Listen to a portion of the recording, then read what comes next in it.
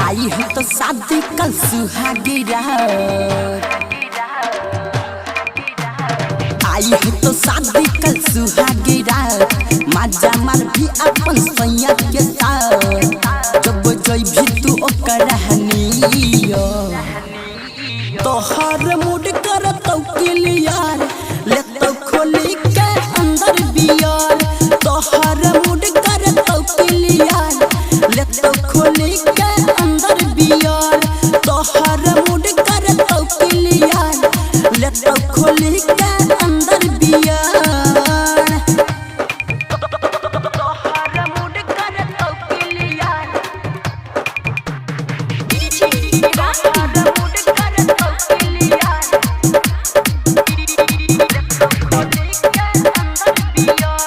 Ganpati recording studio Bhawanipur. छोरा ई जंग हो तो लागल अधरत के कर देतो पागल, दोनों रहबी हदू घरी जागल,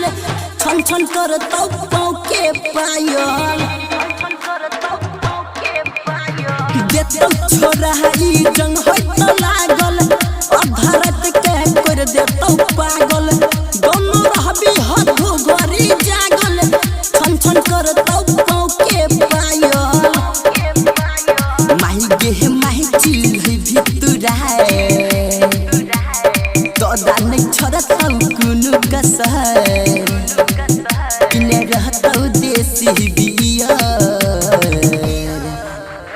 तोहर मूड करतौ क्लियर लेतौ खोली के अंदर बियर, तोहर मूड करतौ क्लियर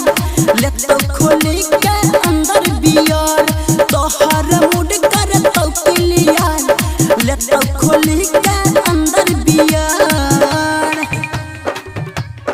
तोहर मूड करतौ clear,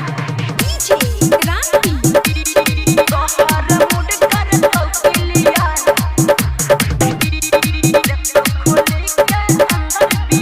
Ganpati recording studio Bhawanipur. मिलल मरद तोहर छौहा ठकठा, अधरत के मुँह देतौ मठा, टेंशन नहीं करी है खुश करी देतो, बम बम जाना छौ है गे पाठा, मिलल मरद तोहर छौहा ठकठा, अधरत के मुँह देतौ मठा, टेंशन नहीं करी है खुश करी देतो, बम बम जाना छौ है गे पाठा, जानो कहानी तोरे अजय सरवन, देखै छो नीरज सुनकै छो मन,